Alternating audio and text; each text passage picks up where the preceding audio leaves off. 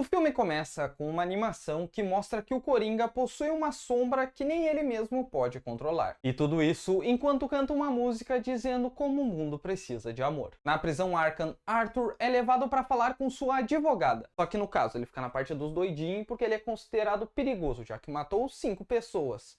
E só para relembrar, seriam os 3 gurizão do trem, o carinha que trabalhava com ele e o Danilo Gentili. Ao ser levado até a área do pessoal mais tranquilo, Arthur vê um coral. E ao continuar caminhando, a Lady o chama. E faz uma piadinha. Ao chegar na advogada, ela fala que ele precisa ir para um hospital de verdade, para conseguir ajuda. E para isso vão gravar aquela conversa. E a ideia dela é que a doutora Page confirme que por causa das coisas que o Arthur sofreu quando era uma criança, ele acabou desenvolvendo uma outra personalidade conhecida como Coringa. Na conversa, a doutora pergunta se ele se lembra de algo do dia que foi até o show do Murray. Ele fala que se lembra da música, porque como ele e sua mãe viam muito aquele programa, eles amavam a banda. E ele até se lembra da voz dela falando: "Ai, que pessoa linda! Pena que ela não se inscreve no canal." No outro dia, Arthur faz um moleque se apaixonar por ele. E o policial Sullivan, que é um grande amante da música e gosta muito de cantar, escreve ele e Arthur no coral. Por que não? Seguindo sua rotina normal, chega o grande dia de cantar um pouquinho. Aqui, Arthur se apresenta pra Lee. Ela fala que já o conhece do filme que fizeram sobre ele. E também que já viu aquele filme várias vezes. E que foi parar ali porque tacou fogo no prédio da sua família. Ou seja, tipo, mais uma doidinha que idolatra ele. Na confiança, Fleck fala que matou 6 pessoas, e não 5. Isso porque ninguém sabe que ele matou sua mãe. Lee comenta que cresceu no mesmo bairro que ele morava, e que seu pai batia muito nela. Faz a gente pensar como essas histórias são parecidas. Só falta dizer agora que ao invés dela ser o Coringa, ela é a Arlequina, né? Na TV, Harvey Dent fala que não existe inocência com sanidade. Arthur Fleck é um monstro porque ele sabia o que estava fazendo. E como julgamento, a promotoria vai pedir uma pena de morte. E aqui vamos falar da parte musical, porque o Fleck começa a cantar do nada, uma música que fala como pela primeira vez na vida tem alguém que precisa dele, que no caso seria Lee, e de como vai fazer de tudo para o seu sonho se tornar realidade, já que ele não está mais sozinho. E não, eu não acho que a ideia de ter música cantada aqui pelo filme é uma má ideia, já que no primeiro ele dança várias vezes, mostrando que tem ali uma ligação desse Coringa com a música. E até a ideia pelo roteiro aqui é como ele foi no coral, ele cantar seja uma forma dele se expressar. E até para entender melhor o que está acontecendo no filme, eu diria até que não é uma boa ideia pular essas partes, porque elas contam o que está acontecendo na cabeça dele. Mas que essas meio do nada é estranho, isso é. Só que tem umas que são mais bem produzidas, que essa eu achava maneira. Pela rua tem uns coringuetes querendo falar com Arthur, enquanto ele assiste um filminho que é parado porque ele taca fogo no lugar. Não perdendo a chance, a dupla mete um beijo e uma correria, enquanto ao fundo vai sendo cantada uma música pela Lady Gaga, porém do nada ali começa a cantar. E não tem problema ter cantoria, mas quando é assim mal inserida e eu já não curto tanto. Porque pensa que tá os caras lá na correria, não sei o que, não sei o que lá. Ah, vamos parar pra cantar um pouquinho, por que não? Tipo, enquanto tava só a Lady Gaga cantando e acontecendo o filme, beleza. Mas mostrar ali, eu vou cantar, não sei o que. Nessa música ali fala, se meus amigos me vissem agora. Uma garota desconhecida que foi escolhida pelo homem famoso. Ou melhor, não se meus amigos me vissem, mas se todos me vissem agora. No fim da correria, a dupla chega até os fãs, mas são pegos e Arthur vai pra solitária. Para descansar um pouco o espectador, vamos para outra música. Mas essa acontece na mente do Arthur enquanto ele tira um soninho.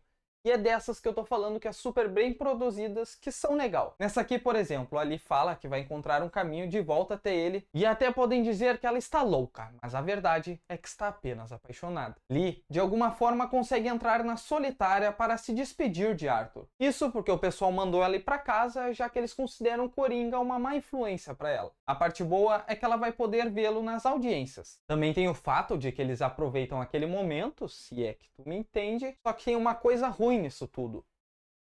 Tu ainda não deixou o like. Corta a cena e a advogada comenta que ultimamente a Lee tem dado bastante entrevistas sobre os dois e pede que Arthur seja apenas ele mesmo na entrevista. E óbvio, no que começa a entrevista, o maluco fala dos assassinatos do Coringa e pergunta o que estava passando na cabeça dele quando ele matou o Murray. Mas Arthur fala que na época ele estava em um momento difícil da vida e por causa disso ele acabou apagando e não se lembra de muita coisa. Até comenta que a arma era para si mesmo. No entanto, num delírio ali que ele achou estar acontecendo apenas na cabeça dele, foi que ele atirou no Murray. No que o entrevistador vai cavando mais a ferida, perguntando se foi então essa outra personalidade que matou todas aquelas pessoas, então com quem que ele tá conversando agora? O que vai deixando o Arthur furioso, mas diferente do primeiro filme, que ele já ia partir pra cima, aqui ele fala que mudou. E para provar isso, ele começa a cantar como ele não esconde que está apaixonado. Ele está enfeitiçado, confuso, e embora a risada seja sobre ele, ainda assim ele vai cantar para trazer a primavera para ela. Eu sei, é um musical, mas ele começar a cantar do nada no meio da entrevista, tipo, que teoricamente era para ser uma parte mais séria.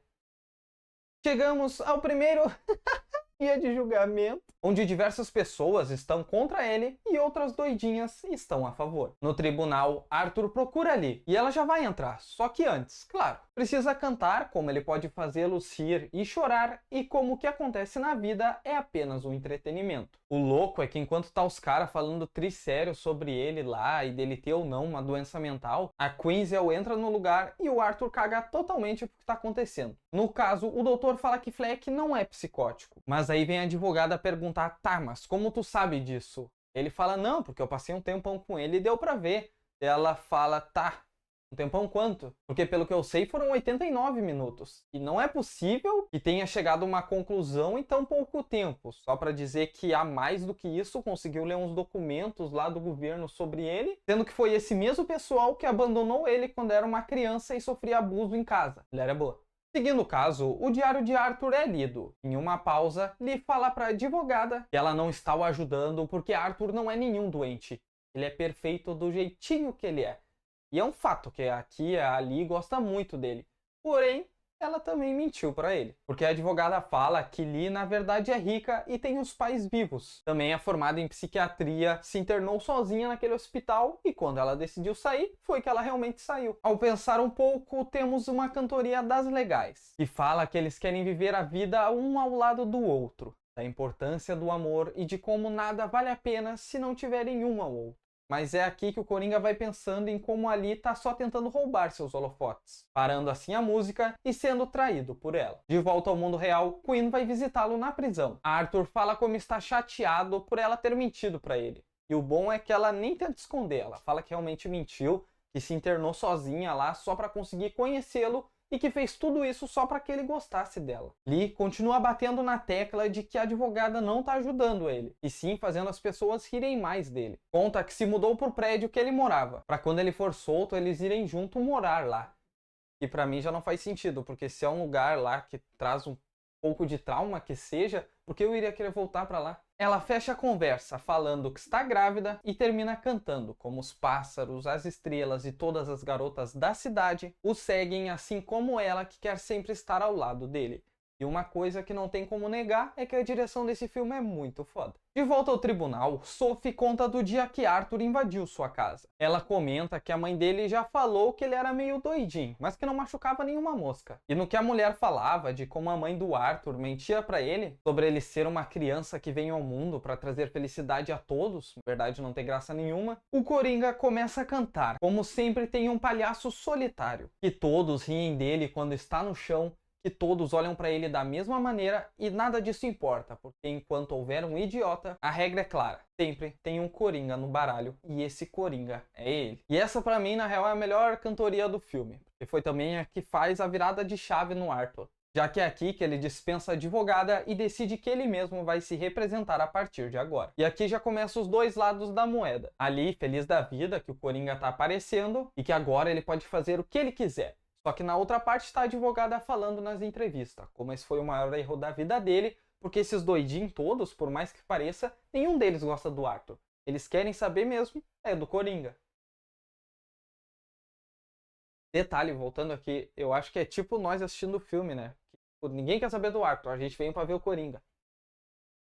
De volta à prisão, o povo começa uma baderna ao ver Fleck. Ou melhor, a partir de agora, apenas o Coringa. No que Gary é chamado para depor, o Coringa começa a folgar na altura dele e dá pra ver que essa é a testemunha que mais sofreu. Porque Gary comenta que não viu a entrevista na noite que ele matou o colega, porque foi até a polícia se esconder caso o Coringa viesse atrás dele. E pra piorar, ele não consegue voltar ao trabalho e nem dormir direito, já que ele sempre tá com a cabeça pensando em quando o Coringa vai aparecer. E tudo isso enquanto o palhaço fala como ele é igual a todo mundo. Inclusive aqueles guardas imbecis da prisão que o tratam como lixo. Mas não. Isso vai mudar agora, porque ninguém mais vai derrubá-lo. Quer dizer, talvez ele mesmo, já que termina sua defesa sem falar nada ou chamar ao menos uma testemunha. Tava com saudade de música? Então vamos lá. Toma mais uma aí que envolve o casamento dos dois e um sapateado. De volta ao Arkham, vamos dizer que os policiais não ficaram nada felizes quando viram o Coringa falar mal dele. Então levam até um cantinho e o surram bastante. E o que eu acabei de falar, se tu vem aqui pra ver o Coringa, pode acabar com todas as expectativas, porque esse filme na verdade deveria ser Arthur Fleck. Já que o Coringa mesmo, a gente já vai parar de ver. Isso porque o colega de cela dele lá, que gostava dele, mete uma cantoria e os policiais matam o garoto, fazendo o Arthur refletir sobre tudo enquanto a Arlequina surge. Com uma música, claro. No último dia, o Coringa pega seu banquinho e confessa que matou 6 pessoas. Também como ele ia chegar ali com um discurso de ódio culpando todo mundo. Mas não. Ele mudou. Porque não é isso que ele quer e nem isso que os outros precisam. Tipo, tudo que aconteceu é uma fantasia. E o Coringa, na verdade, nem existe. E sim, apenas Arthur Fleck. E no que o Reizinho dos Loucos confessa que ele não é quem eles esperavam, os seguidores saem dali, incluindo a própria Arlequina. O que era meio lógico, porque que nem a advogada falou, eles só se importavam com o Coringa mesmo. Na prisão, temos uma das cenas mais desnecessárias possíveis. Que é o Arthur pegando o telefone na prisão lá e ligando pra Arlequina, né? Pra contar que o júri já decidiu que ele é culpado e tal. E de como ele quer ela junto com ele nesses momentos finais. Só que é desnecessário porque ele começa a cantar e já deu, velho. Na parte de sua amada, ela se prepara para fazer o pior. Mas aqui não mostra ela atirando. Porém, na minha opinião, ela atirou sim. Ao ser condenado culpado... o Arthur começa a rir pra caramba. Ai, tá louco esse cara. E bum! Uma baita explosão acontece. Ao acordar meio zonzo, Fleck vai saindo na rua. Quando um de seus seguidores o encontra, já joga ele pra dentro do carro e fogem dali. Só que, novamente, ele fugir e ter um filme 3 não é o que esse Arthur quer. Então ele sai do carro, mete uma correria até a famosa escadaria e encontra a Arlequina por lá. Aqui ele fala que escapou e que eles podem fugir juntos. Mas ela apenas repete as palavras dele mesmo. O Coringa não existe. Então canta uma última vez e vaza dali. E nessa tem 2 detalhes. O primeiro é que nem o Arthur aguenta mais isso, porque ele fica mandando ela parar de cantar. E o segundo é que eu acho que ela está ali, é coisa da cabeça dele só. Triste com a ida de sua parceira, Fleck nem tenta escapar quando a polícia chega. E ao passar de alguns dias, ele recebe uma visita na prisão. Porém, um doidinho chega até ele e conta uma piada, que envolve um psicopata entrando num bar e encontrando um palhaço super famoso sozinho. Quando ele chega até ali, ele fala como assistia aquele palhaço e admirava ele. Então fala que vai pagar algo pra ele. O palhaço fala que pra ele tanto faz o que ele for pagar, desde que ele pague. Então o psico fala que vai dar o que ele merece. E o que esse palhaço, que é o Coringa, merece? Facadas de um fã maluco, que já perdeu todas as esperanças no líder doidinho dele. E também aqui eu acho que os guardas na verdade mentiram pra ele e ele não tinha nenhuma visita. Foi tudo uma tramóia ali, já que ninguém gostava do Arthur, para mandarem ele de arrasta de uma vez. Após derrubar Arthur, o maluco mete uns cortes tipo o Coringa do Cavaleiro das Trevas. E sim, esperamos que seja apenas uma referência e não seja o mesmo, porque é aqui que a gente chega ao fim do filme com o Coringa indo de base. E falando de expectativas, eu fui ver o filme achando que ia ser o pior filme da minha vida, mas não achei, por incrível que pareça. Eu achei o filme ok, ele passa ali de ano, mas também eu não acho o primeiro Coringa, nossa, que incrível, 10 de 10, não sei o que. Eu entendo que tem muita gente que esperava até uma continuação à altura, e nesse caso eu até concordo da parte que sempre que tu via o Coringa, que até o que eu tenho mais ou menos com The Boys quando vê o Capitão Pátria. Que é o quê? O cara tá em cena e tu fica meio tenso, tipo, o que pode acontecer, sabe? Mas dito tudo isso, pra mim, como eu falei, é um filme ok, e minha nota pra ele é um D. De delirar mesmo é tu ver esse vídeo e não deixar o like.